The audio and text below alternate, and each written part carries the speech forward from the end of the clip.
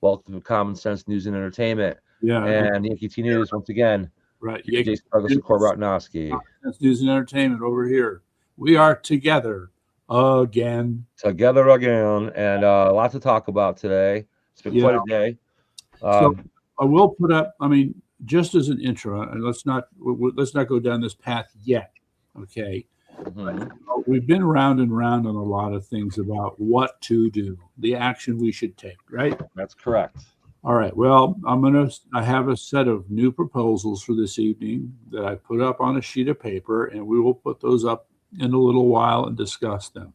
Okay. Sounds good to me. All right. And there are, all right. So leave it at that. Meantime, I'm going to start with Iran. All right. Are you aware that Saudi Arabia told America, fuck you, we don't want your planes flying over our airspaces. We don't want you using the bases, etc. I thought the prince was our buddy. That's right, but he got really pissed off. So people, and I'm sitting here going, wait a second, dude. Saudi Arabia and Iran do not get along. Okay. So then, what did Trump piss him off or something? What happened? Here's what I think happened based upon an X post that I saw. All right. Apparently, this was so mishandled. If it was Donald Trump or the Secretary of State, somebody mishandled this hugely, according to this post. So when they had said to the allies, look, we have a plan here to agitate Iran some more, the Gulf Coast countries said sure and signed off on it. Okay. Yep. On the expectation there would not be much of a response from Iran. Well, it turns out that was wrong. All right. Instead, at least 15 missiles were fired by Iran, hitting UAE and I think Saudi Arabia, and maybe even Qatar. And they're pissed. And especially, so they call up Trump and say, what the fuck? What's going on here? You said they weren't going to do anything, or they did something. All right, which leads to Trump really told them they weren't going to do anything. Obviously they have some weaponry. or that it would be modest, but not 15 missiles. Yeah. Okay. Well, I wonder how many got shot into Saudi Arabia versus how many actually hit something. Like, do they have a defense system there, or what's the story? While you're busy trying to make excuses here, I want you to keep in mind one reality. Whatever happened was enough to piss them off enough to get on the phone and shout at the president and others about what happened. And what I am told is the president kind of said, no big deal. It's a few missiles. We're good. It wasn't just a few missiles. It was 15. Okay. Trump downplaying this pissed Saudi Arabia off. That's the heart of the complaint. Okay. So once again, Trump's very much an optimist, I believe. He's underestimating. And Trump's optimism gets him in trouble. Yes, he's underestimating their capabilities. He's underestimating what they've been doing for the last 3 weeks. So, and in the meantime, he keeps putting the same face on it. We sunk all their ships. They don't have an air force, etc. Dude, you're not looking at reality here. This is not President Trump, not the one that I know. Okay. So somebody is going to have to preach reality to them, and they're going to have to change it up. So, do you think there is a plan to take down the mullah behind the scenes after this war is over? After this war is over, it could happen during the war. Okay, so you said a plan. The problem is all of this is what I would call transactional. It's such a fluid situation that any given strategy is going to have to be rewritten after a few days. Yeah. Well, that's how war is. Generally, right? Especially these days with all the modern equipment and everything, the way it's having, everything happens so much faster than it did back in, say, World War II. Okay. So, and so the problem here is the longer this goes on, is the more the Iranians learn to be resilient and adaptive. Okay. And I still don't understand. Personally, I still don't understand why we stopped with the bombings. I think it's because we felt like we'd pretty much, our ammunition was getting low. You might want to consider that. Well, now we're reloaded, so let's go finish this off. Give you an example. You have these frigates, and they're loaded up with 96 missiles. That's a lot of missiles. But guess what? These ships use them up, and it takes days to reload more missiles. Which we've now done. Well, presumably, all right. Right. But, the kind of pressure that you expect to put on them, not so much. But anyway, so again, we've talked about this before. It's the balance, if you will, between what we learn about what they're doing that tells us how to go after them next time versus what they're doing to use the time to get get back into shape. Right. And so the question is, which one will, win out? Problem, of course, for them, as we've said before, is that slowly, but I mean, my sense is that the temperature is rising slowly on the resistance movement on the ground in Iran. So I guess the group we want to keep pointing to is the Immortal Guards, whoever they are, the Immortal Guards. And so they're acting like a guerrilla group with the, pot shots here and there at the IRGC in Bashir. And that's a start, but that's not enough. So I think this thing with Saudi Arabia can be repaired. Yeah, I think it can be repaired. I mean, honestly, if those 15 missiles that hit Saudi Arabia, I think happened within the first 5 weeks of the beginning of the war. Okay. They have, like, now Iran's capability of firing missiles back has slowed down dramatically. We haven't heard much. Okay, slowed down is not good enough. Okay. Did Saudi Arabia expect zero resistance? I mean, that's not realistic. Okay, that's not the point. The point is the way that Trump handled it. I get it. Instead of apologizing, instead of we goofed up, instead, he says, no big deal. It's okay. What are you worried about? Calm down. No, that was the wrong thing to say. Okay. That shouldn't be hard to figure out. I still think it can be repaired, but you're right. Trump's over optimism and confidence can haunt him. Yes, and well, it's not just a question of haunting him. It can't become policy troubles in terms of how we're dealing with Iran going forward. Right? You have to take seriously what they've done to rebuild themselves, and now, all right. So let's look at both sides here of this leak, this deep state leak that came out, or this, and what should I say, inside. CIA assessment of the strength of Iran, and take this so-called leak, which may just be misinformation but let's deal with it anyway, is the claim that we only destroyed 25% of Iran's missile capability. Okay, now the hard part is how you're going to define this, right? Because there would be, the way I see it is you'd have missiles that are ready to go. You have the missiles that are loaded up on deck, next up in a barrage, okay? But then the third group are going to be those that are buried deep in the mountains, which are harder to get and take time. All right, so we managed to destroy a number of these sites where they were stored in tunnels and such, but I think we didn't have any idea just how extensive this was. And again, we reemphasize for the audience that the Iranians knew we were coming about 40 years ago, okay? And they've planned accordingly.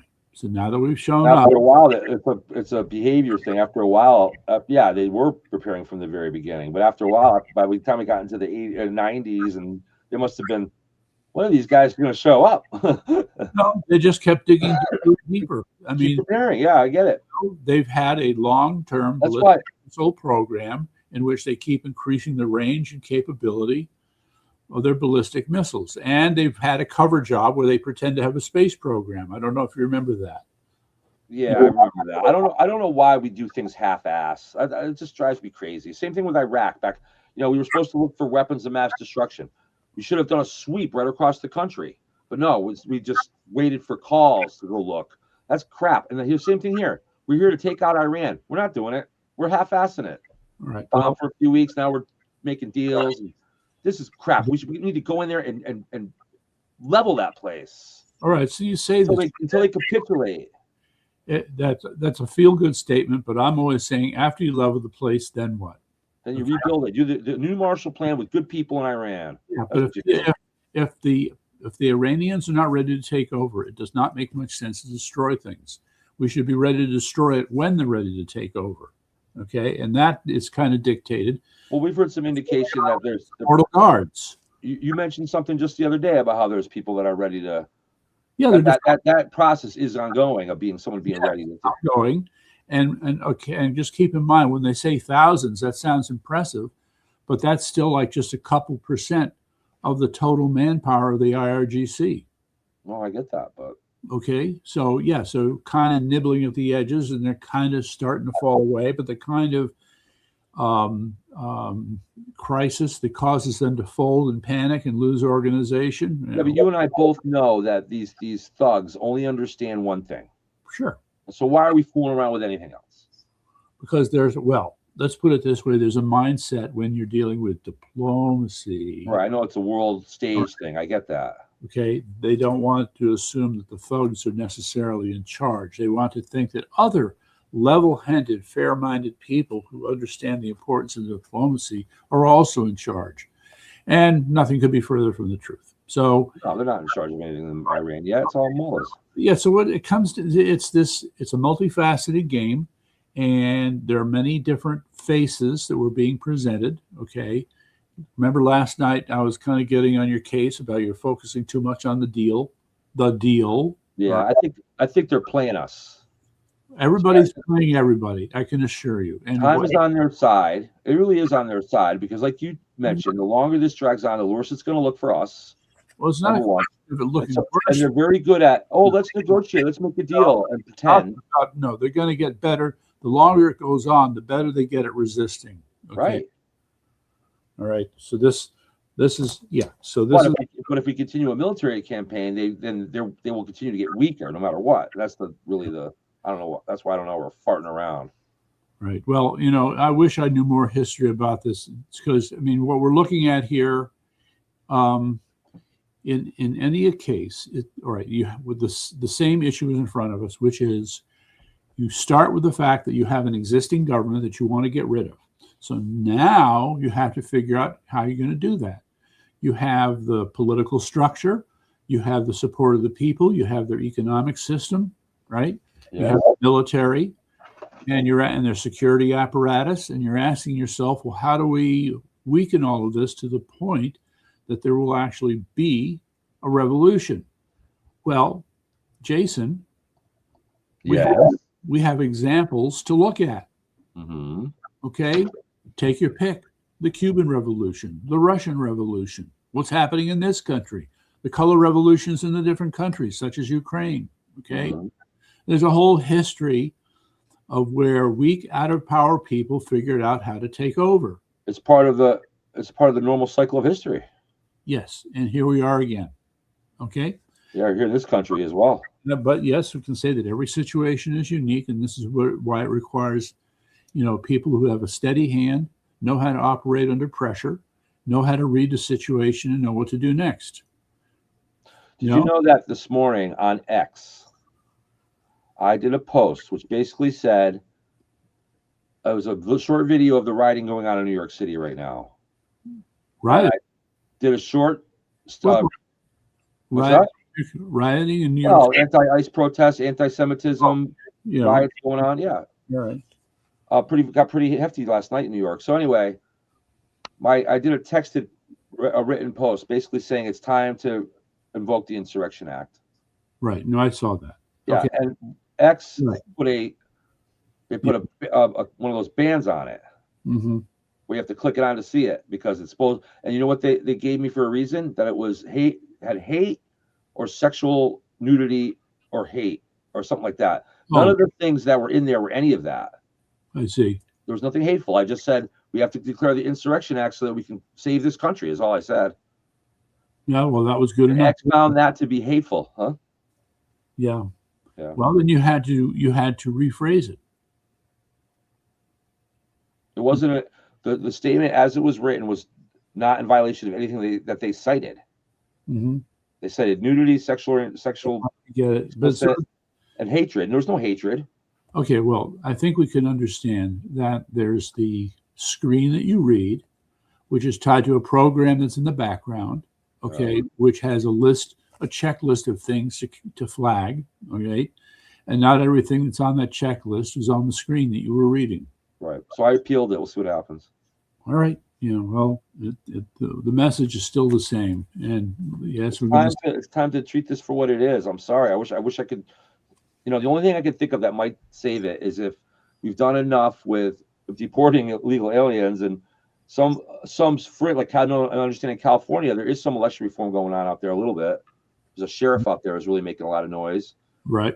And maybe, just maybe, if we can get enough illegal aliens out of here before November, it could, and with the redistricting going on, maybe we can hold on to the House and the Senate. Well, wait a second. You didn't hear the good news? But if it's from today, no, because I've been running around on the road all day. I don't play the news in my car. I do it at home, not in my car. Okay, so here's the good news. Long story short, ICE is now fining illegal aliens. It's not fining them? Fine. F-I-N, as in you have broken the law, and we are you're going to pay. Yes. I like it. Start sending up bills. That's right. So case in point, a woman who has been an illegal alien in Dallas, Texas for 30 years. She's had 3 kids, all birthright citizenship. Oh, wait a second. Oh, she's got to pay back for all that welfare. Wait, hold on. Let me just take That's a big bill. Deborah? Yes. Hey, how you doing? Good. How are you? All right. My goodness. Hello, Deborah. This is important. Are you in the middle of something? Yeah, we're doing a podcast right now. Can I? Oh, okay. Yeah, when you get a chance, I need that information for the thing tomorrow because I got the other delegates coming. Okay, I will email that. All right, bye. All right, Thanks, bye. Okay. Yeah, so that was my good friend Jonathan. Yes, we'll talk about later about how we're organizing the debate, and it's tomorrow night. So yeah, well, those are people who want to attend, so he wants to be double sure. You should have signed up. I'll send him everything. Okay, so 3 kids, birthright citizenship, and she had ducked and dodged a deportation order, and she denied she ever knew about it. But she finally reacted when I sent her a bill for $1.8 million. Okay. A lot of them are just going to throw it in the trash. Okay, so no. To have received the letter means they know where you are. That's true. Okay? So what are you going to do? Ooh, they're going to beat feet. Exactly. Out into the street. We'll catch them out there. All right, so can we call this good news? I think it's wonderful news. I heard that the statistics are 60% at this point. I thought it was higher, but at this point, 60% of the illegal aliens that are being deported right now to date have also committed other crimes, whereas 40% have not. That's a pretty high number. So there's I'm still okay with it. Okay, there's point of distinction to be brought up about this because you've had the Democrats saying that it's like 70 or 90% of them have not committed a crime. And the problem is that it's the way the Democrats define a crime. Well, crossing the border is a crime. Okay, so there are crimes they're accused of for which there's a record of their having committed in the past, and then there are crimes that they committed for which they've been arrested. Yeah, I don't think the Democrats believe that crime is a crime at all anymore. There's that big problem too, and big problem in Connecticut. So, as the article title stated, the Connecticut legislature is trying to make they're making parole terms easier for felons and making gun ownership more difficult. Yep, they are literally putting forth policies that are meant to destroy to take away our safety, our livelihoods, and replace it with chaos and crime. Yeah. In other words, we have criminals in the state capitol trying to make crime part of trying to turn us into a third world country. You've almost got it. Criminals passing criminal laws for criminals. Yep. That's laws that basically legitimize crime. Yeah.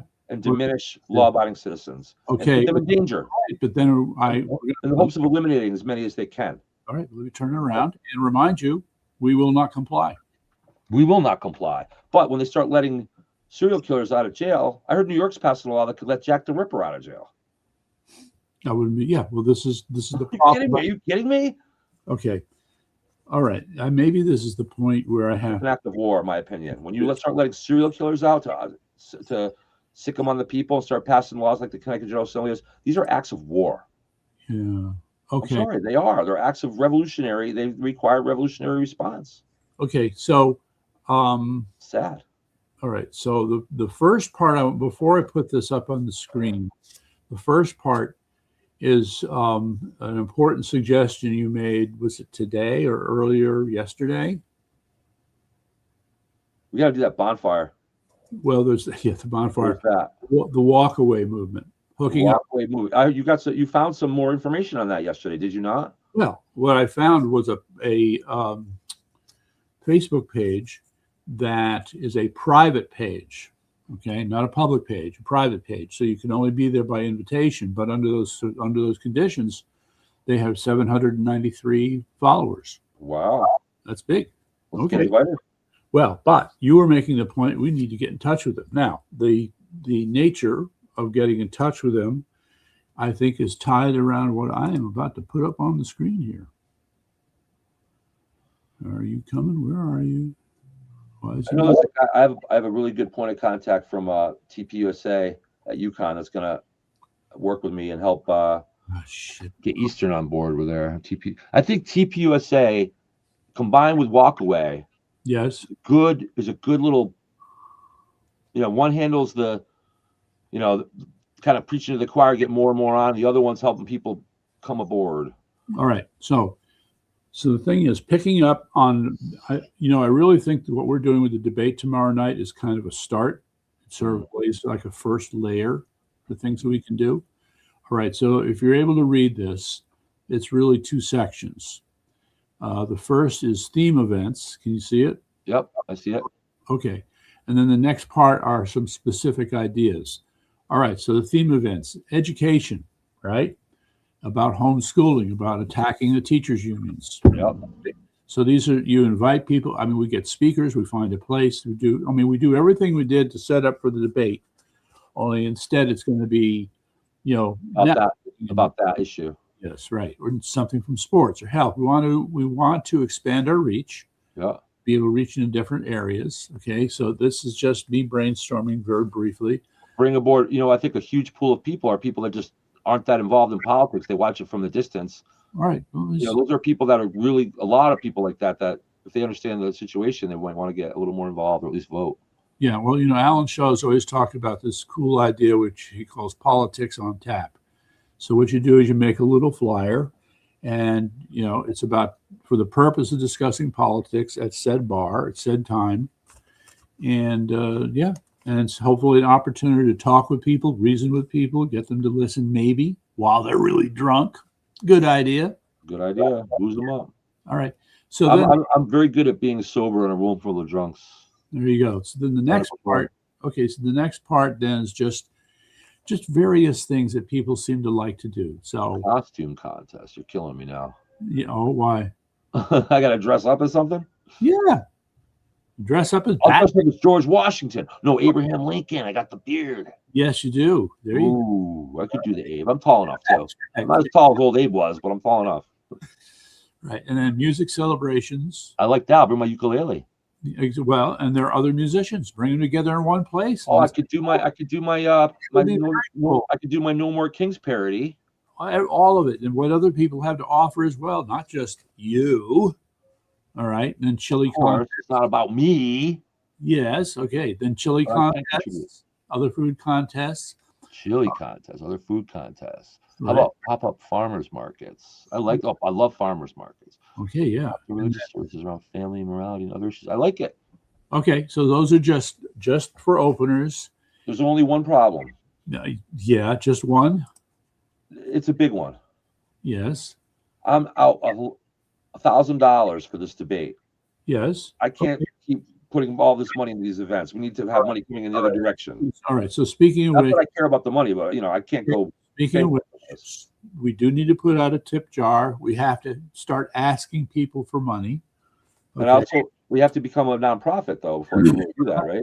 All right. So that's a formality. In the meantime, the point is, you have a number of these events in which people are charging nominal fees, $10, $15, $20. We can Okay. Okay. So that's, and the more the merrier. And then, but there's a lot of planning. It just, there's a whole thing. So it's about getting organized, and we have to be able to effectively manage all the bits and pieces. I don't have to tell you that. Okay. Sure. All right. Well, So there's a whole thing more behind that. And for what it's worth, this theme will keep coming up. I don't have to tell you about this either. But Mark Minich in a post reminded us that we got to get rid of the unions. we got to get rid of at least the public unions for sure. Yes. So conflict of interest. Right. So that involves a whole other thing. And again, that involves a strong governor. And it requires that we know what we're doing. Knowing what we're doing means we have to do our research. Understand that one of the policies unions hate to the core is the concept of a right-to-work state. Mm-hmm. Are you familiar with this? Yeah, we are a right-to-work state, are we not? No, we're not. We're not. We're not. Okay, tell us what it is. I haven't. It means what it means is that you can join if you join a shop that has a union in it. You can opt out, right? I just work for the company without being part of the union. I believe that's the case, and there are a number of situations in the state where you must join the union. Okay. When I worked remember Caldors, the store Caldors? Oh yeah, I remember them. When I was a kid, I went to go work. I worked at Caldors for about a week, and they made me, even though I was a kid. Yeah. They made me join the union. There you go. Only time I've ever been a member of a union. Caldors union workers for about a week and a half. I dumped that job quicker than you could believe. I didn't like being in the union, and I was landscaping. I had a better job landscaping that came up, so I went for that. But yeah, so even a kid. Yeah. All right. Well, so there has been no effort to speak of in Connecticut to push back against the unions, and people. I mean, my cousin's son, who worked at Sikorsky for a while, saw how the union shop handled building helicopters, and you'd be shocked at what he learned. My own son is just hired at Collins. Okay. And my son is a hard worker. Yeah, but he's been there 6 months. He can't believe. Is Collins unionized?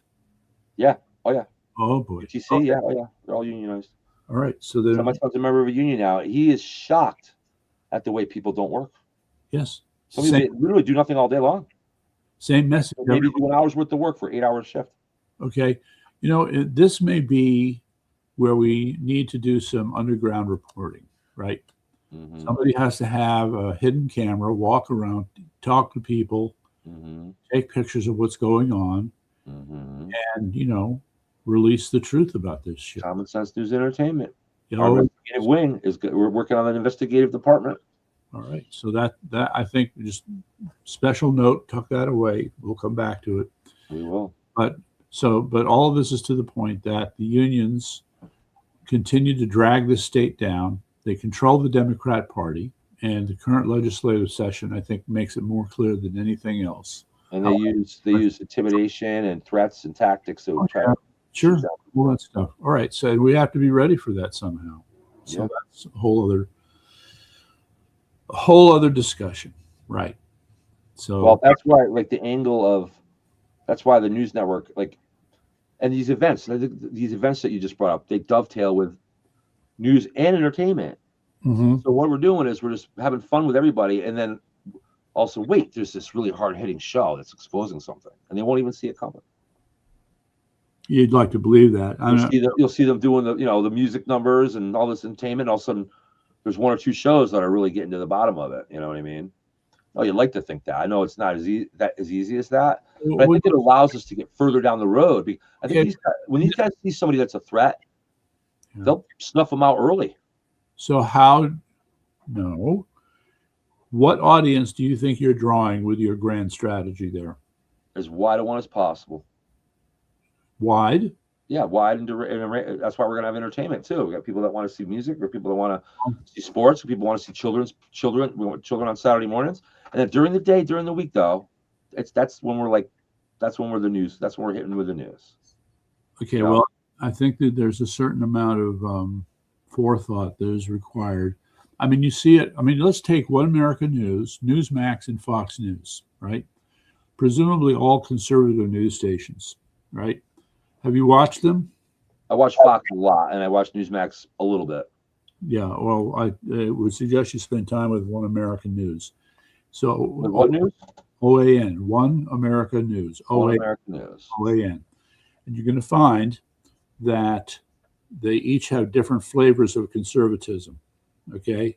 Fox is the most mild and diluted form of conservatism. Yeah, they claim to be fair and balanced. Yeah, and then Newsmax is a little bit more conservative. A little bit. But One America News does not pull punches. Okay. There's another thing called 1440 Digest. Have you heard of that one? No. I'll send you a link to them. They're kind of the same way. Is that, okay. I just watch I don't have time to read all their crap. I watch their headlines though. They're pretty interesting. Right. Yeah. So yeah, there is stuff that we need to stay up on here in order to become properly informed and educated. Of course. Yes. Yes. So I encourage you. OAN. I watch it on my. Wait. Do you get Comcast? No, we have Rectum. Spectrum. Rectum? I call them Rectum, but they're Spectrum. I have names for everything. I have nicknames for all these big corporations. Right. So I guess you'll have to find them online then, rather than, because I would be surprised if Spectrum carried it. No, they're probably not. American News. I mean, so does Spectrum have Newsmax? Yeah. Actually, you know what? I shouldn't say we're using. I lied. We were using Spectrum. Now we use DirecTV. Correct. Spectrum we still use for our internet connection. Uh-huh. Okay. So we do not. Our TV now is DirecTV. Yeah. So I don't know what they're doing. All right. Well, you'll find out. So if you start to search, they do have Newsmax, and they do have, they have actually a lot of news stations on there. Well, The best way probably is that One American News would also probably have its own YouTube channel. Mm-hmm. Right. That's how we're going to start, with a YouTube channel. That's basically going to be how it's all going to start, and it's going to blossom from there. Yeah. YouTube, and we're using YouTube as the basis, with StreamYard being although there's other programs I'm being told now. Yeah, which other from TPC USA that apparently I'm going to get in contact with it. He says there's a couple things that are way better than StreamYard. So, well, okay. Got to do some research. Got to do some research and development, my man. Well, of course. I mean, it's a competitive area, so that's fine. But and having a big audience early is a big key to avoiding some of the pushback on this, some of the intimidation, whatnot. From who? From what? From the left, from the Nazis, from the Marxists, the real Nazis. They're always going to push back. Yes, but my point is, they like to. Here's what they do. Okay, they wine and dine. When you get involved, they wine and dine you. If they think there's somebody that you can control, they can control, then they bring you aboard. And then if they think there's somebody that they can't control, they're going to kick you to the curb. I don't know why. I don't understand this line of reasoning. I'm talking about the deep state. The deep state. No, we're not going to get any invites from the deep state. That's never happened. We're not going to get any invites for the deep state. But if you want to beat the deep state, you got to listen to what I'm saying. Yeah, I did. You said they would invite us. They squish you while you have 20 listeners or 100 listeners. But once you have 100,000, they can't squish you anymore that easily. Now they squished Charlie Kirk, and he had millions, so it doesn't stop them. But it's harder for them, I guess, at that point. Okay, I think there's a level at which you just have to ignore them, or at least have some kind of comeback for them. Well, I'm going to ignore them, but I'm also going to have. I want to build up my defenses too. Look, all right. This way of I respectfully submit that your way of thinking on this needs much more depth, development, education, and sophistication. All right, because it's not just some, I don't know, fantasy that some people are going to sneak over and try to make nice and then do you in. No, it's a lot more involved than that. A lot more involved than that. Just because I make one point doesn't mean I don't understand. I mean, yes. They use moles. They use what? Moles? They put implants into our. I would not be surprised if they, let's say, when they think somebody is doing well enough, they'll send somebody in to try to befriend you and use you. Look at Chuck Catania, guys like that. Yeah. I mean, it's real. Just have to be wary of it, aware of it, I guess. Okay, I think the thing to keep in mind more than anything else is their capacity for, quote, psyops. All right. Mm-hmm. And psyops is a very sophisticated subject. There are whole books on this. You have psyops that are based upon commercial manipulation. You have psyops based upon military planning. Okay. Yeah. You have and other forms, and they're done, in terms of underground infiltration. They're done in terms of media that's put in front of people's faces. Okay, and they are coordinated and integrated in various ways, and we need to understand all of that in depth, just for openness. Know your enemy. Oh, okay. Here's a new problem. Illegal. Aaron for Connecticut, Ben Proto. This will be reported to the National Republican Party. Aaron is removing delegates. Removing delegates. Yeah, let's see what this is all about here. I heard rumors that her and Ben have the delegates rigged already. She's going to win. No matter what happens. Okay, Chairman Proto, this letter is to inform you of an official credentials challenge to the following delegates, quote, elected to the Connecticut Republican State Convention to be held May 15th and 16th at Mohegan Sun.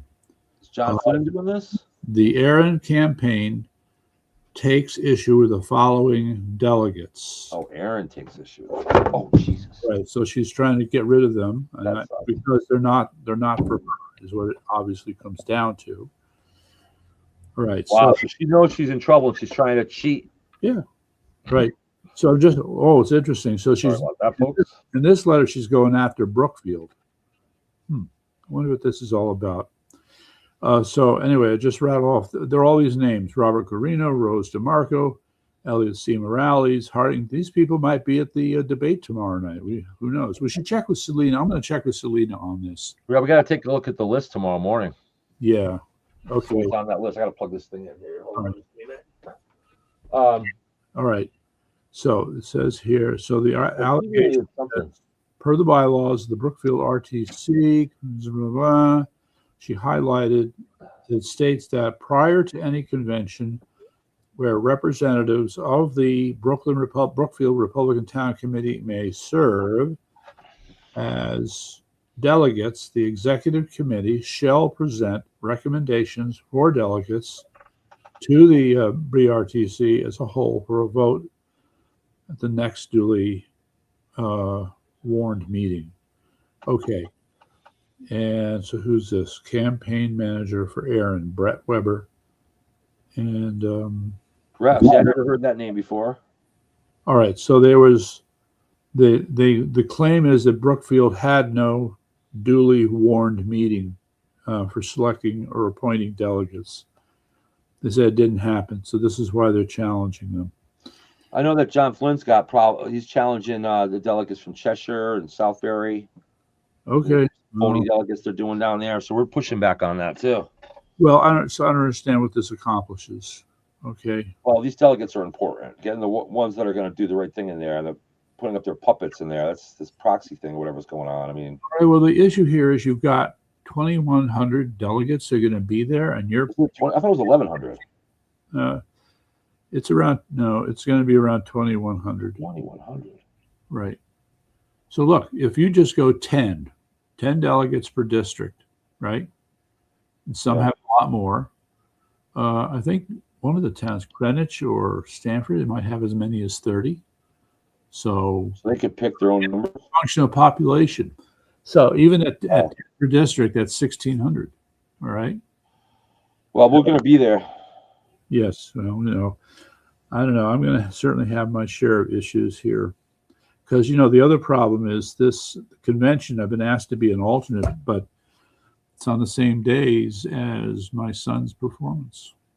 So Douglas's brother, is in this musical. And they've been working very hard since January to prepare for it. And May 15th and 16th are the days of the performing.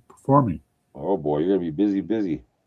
Yeah. So, I mean, if it's possible to just be whenever I need to be there at the convention and then go watch the performance, that would be preferable So we'll see. I have to That'll work. do this. It's nutty. I mean, I don't think I'm going to spend, honestly, I want to know how it goes down, and I'm going to be there for the important parts of it. I'm not going to spend the entire weekend there. Yeah, the important parts. No, Important parts. Yeah. Probably the first day. Mm-hmm. Yeah. Anyway, so let's see. What else have I got? Connecticut thugs in Hartford. Yeah, we already talked about the thugs, kind of. But my point is that no one has developed a real plan for sustained pressure on these guys. And that pressure, again, we also need to have very carefully thought through divide and conquer strategies for dealing with these people, right? Mm-hmm. The fact that you have public unions and trade unions, and there's 60 of these unions. There has to be friction between them. So, yeah, no, it's a huge problem just to talk about the unions, We got to start. I was talking to Steve Orozco earlier today. Now, who's he again? Who's Steve Orozco? Steve Orozco just lost the mayoral race last fall for New Haven. Okay. He's one of the first guys I started talking to when I first got involved in all this. Wasn't he a former Democrat who became Republican and then decided to run in New Haven? I'm not sure if he's a former Democrat or not. That sounds familiar. Well, it's happened before. So it's happened before many times. Yeah. Now he seems to think that his take on New Haven is very pessimistic. He doesn't think any Republican can ever win there ever.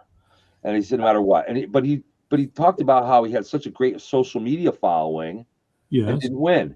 And what I've told him when he was running, and I've told him again, is, dude, you didn't have a ground game. You didn't go to the inner cities. You didn't reach out. You just did a big social media thing, and you did your little workouts thinking that was going to be enough, and it wasn't enough. So no, because you do not understand how deeply embedded communists are in New Haven. I do understand it. He thinks, here's what he thinks. He thinks someone should do to them what they do to us. Basically, get out of politics for a couple of years, come back as a Democrat and pretend to be a Democrat like they do to us. Yes. Okay. And he thinks that's the only way to turn it around. Well, by dinoing them. Yeah. Democrats in name only. All right. So dinos. You don't hear about dinos. All right. It comes down to what are your objectives? What do you want to accomplish? Great. Let's say you get political power. Now, what are you going to do? What are you going to change? How are you going to make New Haven better? Well, you open up the harbors to shipping. You bring in. Look, we know the answers to that. You lower taxes on businesses. I mean, you create incentives. I mean, you do enterprise zones. I mean, there's lots of things you can do. Mm-hmm. Look, one thing at a time, man. We gotta break their regime first. Yes. Okay. All right. So that in itself that's like a motion picture saga, Harry Potter 7 movie series to try to do that. Before you even begin to think about, we already know we're conservatives. We already know what we want to do once we get into power. All right. You have to understand that the communist grassroots in New Haven is quite strong. It is. Okay. So how are you going to beat that? Well, it's a multi-pronged attack. It's walk away. It's TPUSA. It's money. It's ground game. It's door to door. It's entertainment. It's the Operation Red Hawk in New Haven. Yeah. Well, I think part of the problem, you have to understand the issues in New Haven. I think, let me try the same issues that happen in most cities. Let me try it this way. Let me try it this way for you. This is my direct experience. Remember, we've talked about Georgia H and the walkaway movement. Okay. Yep. Now, I have made the joke before I saw that you have to go through 7 steps to convert a Democrat into a Republican. Right. And it takes months. Years. Or years, potentially, depending on the person, but yeah. But the way I like to tell this, which I think makes the point, is the depth to which Democrats are so unaware of their environment, their role in the environment, how they're connected to the environment, how they have an impact on the environment. They are out of touch. They are. Case in point. There I was walking down the street in Stanford for a campaign, and I run into this young woman. And so I start talking to her about the problems the Democrats are creating. And she has no clue what I'm talking about. Mm-hmm. And she's a Democrat. So it became a case of, well, first of all, ma'am, you have to realize there's a problem. Oh, yeah, there is a problem, right? Well, then you tell her what the problem is, and she's okay. That step 3 is there's a problem. Okay, step 4 is you can do something about this problem. Now she has to start absorbing the idea that she could do something about it. Because this has not even occurred to her yet. Mm-hmm. All right, so now she begins to appreciate that. So there's something I can do about it. Yes. Okay. So now we're ready for step 5. Okay. Mind you, some time has passed here. Mm-hmm. And step 5 is you could stop voting for Democrats. Yes. What? Yes. All right. I haven't even said what to do. I just stop voting for Democrats. That's the not what not to do. Right. That's step 5. Okay. And then step 6 is that there's something else you can do. There's another place you can go. And now she has to start absorbing this idea. And you finally get to step 7, which is you can vote Republican. All right. So she had to go from there's a problem, understand that there's something she can do about the problem, understand what can be done to stop creating the problem, and then finally getting to what she can do to solve the problem. Well, I know that. I'll tell you this. About a year ago, less than a year ago, my mother had a couple. I was at the house, at my mother's house for the morning, and she had people over for lunch. Yeah. And they were both hardcore left-wing people. She's in the antique business. There's a lot of people that she has friends with. She used to own a shop called the Unique Antique at the Harvard Civic Center back in the 80s. Okay. Yep. And she had a lot of friends, left wing, white wing. Back in those days, it didn't matter that much. She owned a store? Yeah, she owned an antique shop called the Unique Antique. And she was anti-business? No, I didn't say that. This is just last year. She's retired now. She had a couple of friends. She has friends that are left wing, right wing, whatever, She had a couple of them over for lunch.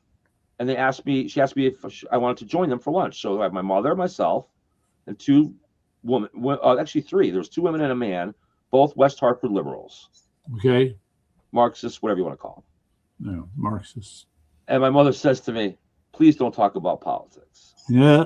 No problem. I can just enjoy lunch, but talk about the kids, whatever. So we get about halfway through the dinner, and a woman looks at me. She says, Jason, what do you think about Donald Trump? I look over at my mother. My mother's face turns white, Yeah. So I said to her, I said, you know what? I said, I don't know. I said, he was never my favorite guy. I said, back in the day, I said, I'm not a huge fan. I said, but I'm a numbers guy. And when I look at supply and demand, economics, and things like that, and I look at what the president's doing, I'm like, I have to say, I agree. I agree with his economic policies. It's spot on. The numbers don't lie. I don't know what to say. And the man scoffed. He went, right? Yeah. The woman I was spoken to went, interesting. Yeah. I'll look into that. The other woman didn't say anything, but she looked interested. So I think that's like, I've used that approach with people, and I've never had somebody say, freak out at me about that, except my own brother. My own brother is nuts, but I thought that response was interesting, especially the woman went, I actually felt like she probably wasn't too brainwashed, but they were left wingers. They're Lamont supporters, and so so that's how I put it. I think a way to get people thinking, I'm going to call that a good model then. And it's true. Back in the 80s, I wasn't a fan of Trump's. I thought he was this womanizing people from New York and New Jersey, always trying to nickel and dime you, He was trying to nickel and dime. I didn't care about. I didn't hate him or dislike him per se. I just didn't care about him. I thought he was probably some kind of shyster or whatever. Didn't pay any attention to the guy really. But then, then until he said, "Only Rosie O'Donnell." Yeah. That line changed it for me. Wait, what about Rosie? What about 2015 during the Republican debate? The debate they had, by the way, Ben Proto, before the convention, when they had all the candidates out there, and Megyn Kelly was one of the moderators, and she asked him, started asking him about, his reputation as being a womanizer and how he was mistreated women. And was it, is it true that he disdains women? And Trump's answer was, only Rosie O'Donnell. That's right. And I was eating, I think I wasn't really paying a lot of attention to the debate. I was doing something. I just dropped everything. I was glued to the TV the rest of the night. And my opinion of Donald Trump went from to whoa, this guy, wow, I was suddenly a fan. Right. And that's just the beginning of it all. I guess we did. That's another thing we should talk about Connecticut, actually. The relationship of the Republican Party and the name of Donald Trump in this state. Oh, yeah, this is another huge. Abysmal. We don't talk enough about that. Well, all right. So what does that look like? The people are with it. The Republican rank and file people are behind Donald Trump, and I can tell you that right now. I've been to the Cadillac Ranch. Okay, but there's still a fair number of rhinos who are say the name Trump. But are rhinos exclusively? Or I think rhinos are exclusively to the people that are involved in it, though. What do you mean? Rhinos aren't grassroots people. Rhinos are generally not. That's interesting. Generally not. Generally, they're the people that are involved, like the people that we talk to, the people that are running for office or helping support candidates or whatever. They're the rhinos. All right. Well, this race, I just got to jot that down. The regular people that go to work every day that are not involved in politics other than maybe watching the news. Rhinos are not. I don't think there's a lot of rhinos among them. Not as many. Well, look. A rhino is somebody who's acting like a Republican, but he's really not. Okay. So why would you have to put that unless you were somehow putting yourself out there? You understand rhinos have been running the Republican Party for the longest time. Oh, yes, I do. Okay. So that just underscores the point I've made before, which is the Connecticut GOP has no presence in grassroots activity. Well, it's to your point. Rhinos are not into grassroots. They're the ones running the party. Mm-hmm. So, yeah, you're not going to find them in the grassroots. Not very many of them, no. No. Okay, so you have, we're stuck with this. By the way, let me just introduce another concept. Grassroots and grass tops. Have you heard of grass tops? Grass tots? Tops, T-O-P-S. Oh, grass tops. No, I've not heard of grass tops. You got me on that one.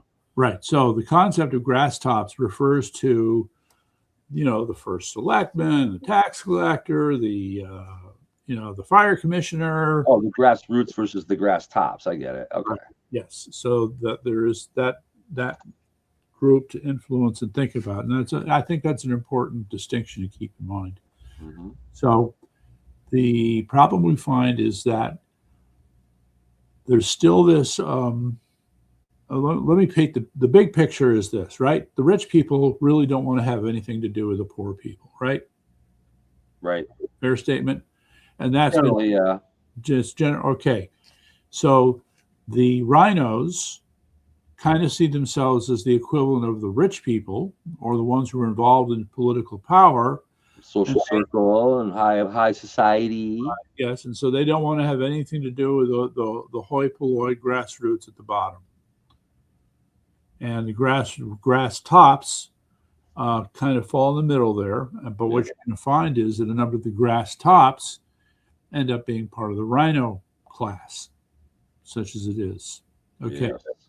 So I don't know what the answer is, but it sure sounds like there has to be a change in how we look at political power, at least within the Republican Party, such that either rhinos are more accepting of grassroots or grassroots understand the importance of attaining political power. Because right now the grassroots just, are sitting in the back of the room, grumbling. Okay. Well, isn't that why what we keep talking about over and over again of having groups of, start joining up and getting involved is where the grassroots infiltrates the grass top and infiltrates the rhino in a bigger number. But they have to know what they're doing. All right. My experience is too many of the people who are malcontents don't understand what it means to take over politically, and when you're there, what you got to do to keep power politically. They don't understand it.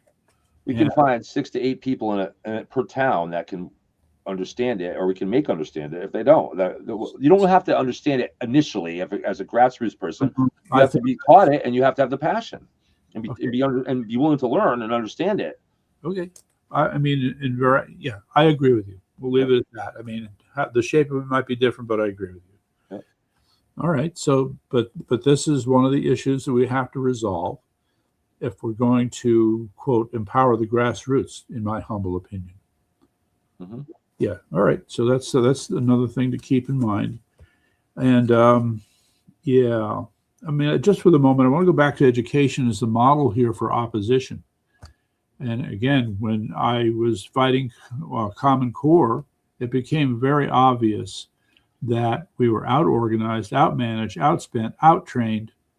We didn't have the capabilities that were needed to overcome the system. Mm-hmm.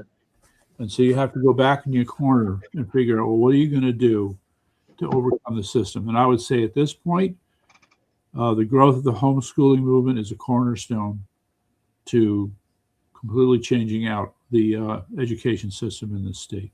Yeah, and that's a way to get through to more grassroots people too, because people do care about education of their kids. Right.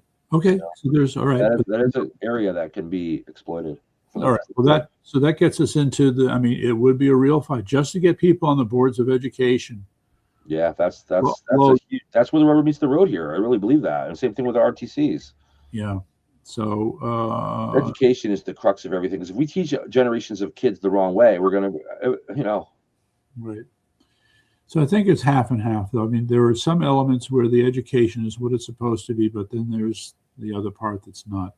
And the bigger problem, as we've talked about this before, is you have these policies that are, I guess, almost leftovers from federal policies about bullying, about discipline in the schools, which are being so mismanaged and creating learning environments that are just unsustainable for people.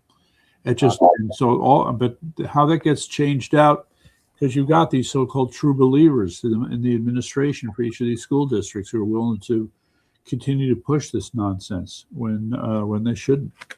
So anyway, but that's just like one more thing to do research on. The analyst in me says we've got to collect the data, do the homework, understand what's actually happening in each of these school districts, because it's not all really as bad as it seems. Okay. Well, not yet. I gotta come down and see you this Saturday so we can work out all the stuff for the nonprofit and get things rolling. You gonna have time? Yeah, Saturday I will. Yeah, Saturday morning. Okay. All right. Well, I'll be there. Are you gonna be at the usual digs? Usual digs, usual time. Okay. I'll come down in the morning. And then James Mayer's having an event. Speaking of events, there's an event in Griswold going on from that day as well on Saturday from 12 to 3, and it's kind of like what we did in Prospect. Oh, I see. Okay, so Griswold is. Tell me again. That's the upper. That's out toward past Norwich a little bit. Yeah, out there. Yeah, east of Norwich. Yeah, it's pretty far. Yeah, a little far away from me. I'm just have to try and figure other things out here. And from Old Saybrook, it's not all that bad. So I might go there after I see you. Yes. All right. And all right, are we ready to wrap it up? Because I need to go to bed. Yeah, I know it's late. It's getting late. We got a big late, and today I've been got a big day. I had to load 2 podiums, man. Those things aren't light. Yeah. So what about the third? Eric's bringing his. Mark's bringing his. So we're at 4. But they're going to stay in the car once we need them. Good. Okay. So we're covered. We're in pretty good shape. All right. I think we've done pretty good considering we've never done this before. Yeah. Well, I don't know. I mean, this is good practice for greater events down the road. I agree. As we've been talking, I worry about Eric because, he's a little bit like Donald Duck. Uh-oh. Now you're scaring me. It's going to blow up on us tomorrow, is it? No, I hope not. But he has a short fuse when it comes to technical problems, and so that's why he's going to be there in the morning. He's said that in preparation for this, he feels like the devil has blocked him every step of the way, throwing up one problem after another. In order to get everything ready and working right. It's always the devil's fault, isn't it? Well, especially when you're a Christian Scientist. Yes, the devil is especially your fault. I have faith in him. Yeah, well, I do too. It's just that he can bring a lot of drama. I'm just You know saying. those podiums have built-in microphones and a whole sound system in them as well. I heard that. What's wrong? That's a backup. Yeah, that should be great. So, and we'll see what the tally is by tomorrow afternoon. You know, Selena said she wanted to cut it off at 1:30, but I asked her to, extend that because just after coming back from the doctors, I was able to get a bunch of. Yeah, but just make sure we don't overflow the room. That's all. Well, okay. So, it's RSVP. And when we hit the number, we have to hit the number. Right. That makes sense. Sorry. Now, I don't think we're going to, are we doing a show tomorrow night? It's going to be kind of late. I'm not going to get home till late. So I think we should see what your energy level is. We'll see how it is. We'll play it by ear. Yeah. Okay. Because, if it ends at 8:30 and we're home by 9:15, it's probably no problem. But if it goes till 9, it gets late. I don't know. We'll see. Yeah. I got a Saturday morning run I got to do this week, too. All right. And also, as a quick aside, I would like us need to have lunch with that lawyer you met. Yep. I'll make it happen. All right. That's I'll try to make it happen. Okay. Do or do not. There is no try.